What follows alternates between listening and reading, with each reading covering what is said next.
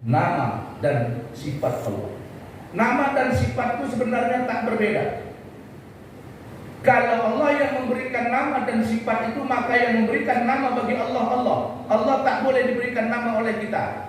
Kita tak berhak memberikan nama kepada Allah. Ada nama bagi zatnya, ada nama bagi sifatnya. Nama bagi zat Tuhan kita Allah. Jadi Allah itu nama bagi zat Tuhan. Sedangkan nama bagi sifatnya ada 99 yang kita kenal dengan Asmaul Husna. Nah, antara sifat dan zat tadi tak berbeda. Maka ada orang mengatakan kalau kajinya baru separuh, dibilangnya Allah itu tidak sah, karena sifatnya pun ada 99. Ini kalau dia tak paham, dia baru belajar agama lewat YouTube saja, tidak belajar lewat gurunya. Nah, uniknya Pak, sebenarnya nama Allah itu di samping perlu, tetapi bukan itu esensinya. Kenapa? Orang Arab jahiliyah belum turun Islam, belum Nabi Muhammad berdakwah, bahkan sebelum Nabi Muhammad berdakwah tentang Islam, orang Arab sudah tahu nama Tuhan Allah. Jadi nama Tuhan Allah itu Pak, orang Arab sudah tahu. Orang Arab jahiliyah sudah tahu. Kalau ditanya siapa nama yang menjadikan bumi, siapa yang menjadikan langit, orang Arab jahiliyah mengatakan Allah. Makanya nama-nama orang Arab itu banyak Abdullah. Abdullah. Salah satunya bapak Rasul, ayah Rasul namanya Abdullah, yang artinya hamba Allah.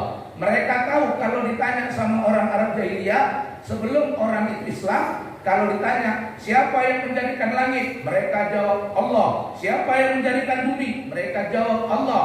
Siapa yang menciptakan alam semesta, langit, gunung, matahari, bulan, dan bintang, mereka akan menjawab Allah. Permasalahannya satu saja. Jadi Nabi Muhammad itu kepada orang Arab bukan memperkenalkan nama Tuhan, bukan. Seandainya Nabi mengatakan wahai orang Arab, Tuhan kita Allah, itu sudah ketinggalan zaman. Itu ketinggalan zaman. Nabi Muhammad tidak memperkenalkan nama Tuhan lagi kepada orang Arab. Nabi Muhammad sudah lebih daripada itu apa?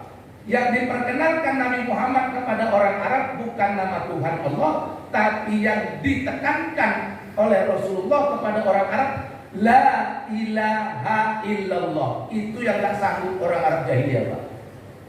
Itu yang gak sanggup orang Arab jahiliyah. Orang Arab jahiliyah sanggup menyebut nama Tuhan Allah, sanggup. Mereka tahu yang menjadikan dunia ini Allah. Mereka sudah tahu tanpa diajari Rasulullah, tanpa diajari Nabi Muhammad, mereka sudah tahu. Tapi masalah la ilaha illallah itu yang mereka nggak sanggup. Mereka yakin, tahu, maka tauhid rububiyahnya orang Arab jahiliyah itu sudah punya. Tauhid rububiyahnya, tauhid uluhiyahnya yang mereka tak punya. Mereka tahu Tuhan itu namanya Allah. Tapi masalah menafikan selain Allah sebagai Tuhan itu yang gak sanggup. La ilaha illallah, tidak ada Tuhan kecuali Allah, itu yang mereka gak sanggup. Mereka yakin ada Allah, mereka pun percaya Lata, Uzza, dan Manat. Jadi ada sekutu bagi Allah. Sedangkan risalah tauhid yang dibawa Rasulullah, tidak ada sekutu bagi Allah, tidak ada yang setara bagi Allah. Allahu Ahad, Allah itu esa. Beda ahad dengan wahid, beda. Kalau ahad itu satu-satunya, kalau wahid itu yang ke satu, itu beda ya. Jadi ahad, wahid sama-sama satu Pak. Tapi bedanya di mana? Ahad satu-satunya. Maka Allahu Ahad, Allah satu-satunya. Nggak ada yang pertama, nggak ada yang kedua, nggak ada yang ketiga. Allahul awalul akhir, Allah yang pertama dan terakhir. Itu dia, satu-satunya. Jangankan tiga Allah, satu setengahnya pun tidak ada. Satu-satunya Allah. Nah, kalau wahid ada. Saya wahid yang pertama, berarti ada yang sani nanti. Nah, ada yang kedua, ada yang ketiga, dan seterusnya. Itulah perbedaannya. Allahu Ahad, Allah yang satu-satunya. Tidak ada kecuali Dia. La ilaha illallah. Nah ini yang tidak ada sama orang Arab ini. Ini tidak ada. Orang Arab jahiliyah di sini yang kalah mereka. Jadi risalah Nabi Muhammad itu mengatakan kepada orang Arab, wahai orang Arab, la ilaha illallah, tidak ada Tuhan kecuali Allah. Nah, itu dia. Yang kedua, membuktikan bahwa orang Arab sudah kenal kepada nama Allah, tapi tidak mengenal sifat Allah. Betul. Nama sudah kenal, sifat yang dia tidak kenal, dan kemudian dia tidak mau beribadah kepada Allah. Itu satu yang pertama tadi. Ya. Yang kedua, nama-nama orang Arab itu banyak Abdullah, dan tidak ada orang Arab yang bernama Muhammad sebelum Rasulullah. Makanya ketika kakeknya Abdul Muthalib memberikan nama Rasulullah dengan Muhammad, itu orang Arab pada kaget semua. Kaget orang Arab. Karena belum ada nama orang Arab sebelumnya Muhammad. Kenapa ini anak dinamakan Muhammad? Kenapa si bayi ini dinamakan Muhammad? Yang artinya terpuji. Belum ada orang Arab. Tapi kalau nama-nama yang lain banyak. Ya, apalagi Abu. Orang Arab itu kalau punya anak namanya Sofyan, nama ayahnya disebut Abu Sofyan. Nah, bapaknya si Sofyan. Nah, ya kan? Itu nama kehormatannya. Jadi orang Arab kalau sama kayak kita, bapak si Rizki, berarti anaknya namanya Rizki. Bapaknya disebut bapak si Rizki, atau mama namanya mama si Butet. Anaknya si Butet. Tapi nama itu harus yang baik-baik, jangan yang tak baik. Nama itu harus baik-baik. Kalau orang bilang apalah arti sebuah nama, itu keliru. Nama harus punya arti doa. Contohnya saya, nama saya Abdullah Jamal, artinya hamba Allah yang ganteng. Ini perkara nama, Pak. Jangan Bapak terus saya artikan begitu terus Bapak tengok rupa. Ini bukan perkara tengok rupa, ini tengok nama. Abdullah Jamal, mimnya dipanjangkan satu alif, 2 harokat, Jamal, itu artinya ganteng. Tapi kalau mimnya tidak dipanjangkan satu alif atau 2 harokat, artinya anak onta. Jamal itu anak onta, Pak. Saya yang agak panjang, Jamal. Jadi kalau ustadz yang ganteng naik onta, Jamal. Jadi artinya itu ada arti. Tidak mungkin. Dan untuk sunnah memberikan nama kepada anak, berikan nama anak itu dengan nama, kalau laki-laki dengan nama Muhammad. Muhammad Rizki, Muhammad Ridho, Muhammad Fadlan, diawali dengan Muhammad. Itu sunnah Rasulullah. Dalam hadis Rasulullah diutamakan bagi orang untuk memberikan anaknya nama bagi laki-laki dengan nama Muhammad. Saya mungkin belum tahu orang tua saya, tapi setelah saya punya anak 6, 3 laki-laki, 3-3-nya semua diawali dengan nama Muhammad. Nah, mengambil daripada sunnah Rasulullah. Bapak Ibu hadirin yang dirahmati Allah Subhanahu wa taala, kembali kepada kaidah tadi, ketentuan tentang nama Allah dan sifat Allah. Kita balik lagi. Yang berhak memberikan nama bagi Allah hanyalah Allah. Jadi yang memberikan nama Allah itu Allah, itu Allah, bukan manusia, bukan Muhammad, bukan Nabi Ismail, bukan Nabi Ibrahim, bukan. Yang memberikan nama Allah itu Allah sendiri. Dalilnya Toha ayat 14. Innani anallaha la ilaha illa ana fa'budni wa aqimis salata li dzikri. Sesungguhnya aku ini Allah. Jadi yang memberikan nama Allah itu siapa? Allah. Itu dulu yang perlu kita pahami. Innani anallah, sesungguhnya aku ini Allah. Yang memberikan nama Allah itu Allah sendiri. Innani anallah, la ilaha illa ana, tidak ada Tuhan kecuali aku.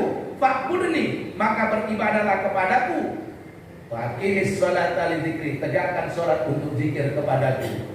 Jadi dalil yang memberikan nama Allah itu Allah. Toha ayat 14. Allah yang memberikan nama. Dan kita tidak boleh memberikan nama kepada Allah selain yang sudah diberikan Allah kepada dirinya.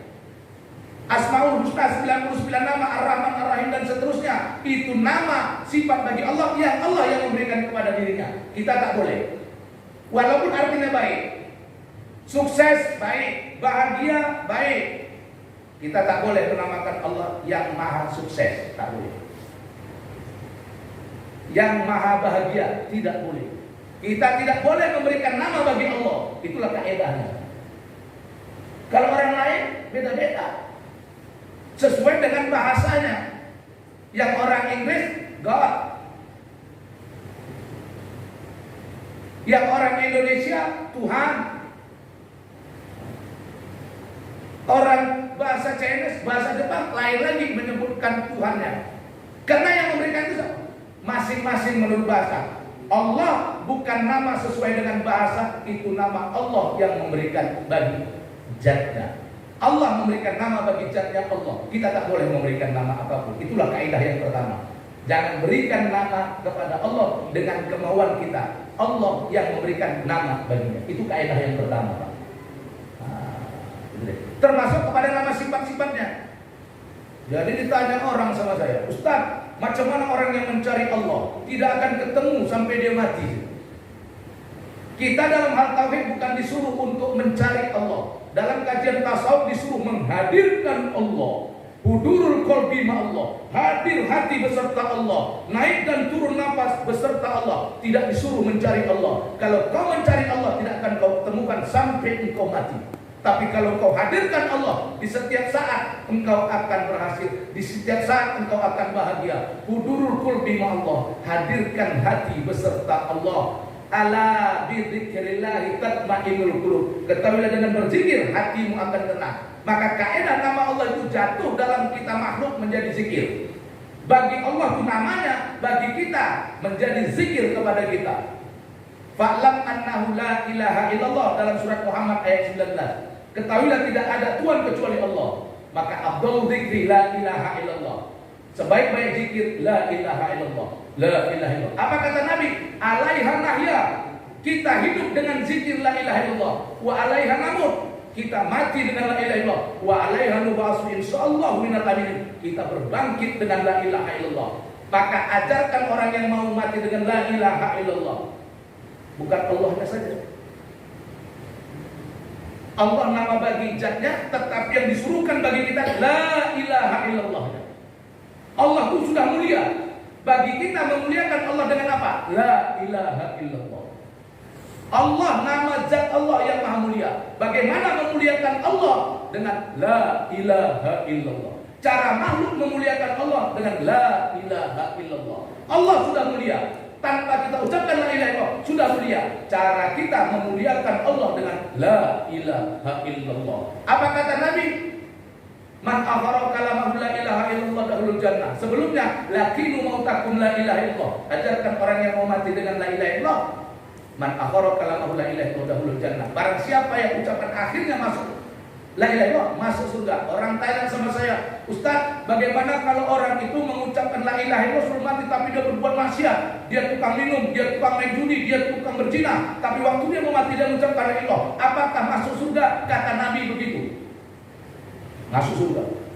Terus bagaimana dosa dia? Kau tidak harus membahas dosa orang. Kau tidak harus membahas kesalahan orang. Kau tidak harus membahas kekurangan orang. Kalaupun kau membahas dosa, bahaslah dosa dirimu, bahaslah kesalahan dirimu, bahaslah aibmu di hadapan Allah, bukan membahas aib orang. Disitulah orang tasawuf dalam beramal sehingga mendatangkan yang pertama kali taubat ilal muqarrabin. Dia mendatangkan taubat dulu sebelum mendekatkan diri kepada Allah. Allah tidak bisa didekati dengan sifat yang jelek. Maka ada 13 sifat yang jelek tadi. Ini kalau kita bahas tasawuf, cuma tidak mau saya sampaikan 13 sifat yang jelek ini menurut tasawuf di sini dengan harapan supaya dipanggil lagi. Nah, Ustaz itu begitu Pak, dia tak mau dituntaskan. Kata guru saya, mal kalau kau ceramah jangan kau habiskan 1 hari itu. Kenapa nanti kau tak diundang orang itu lagi?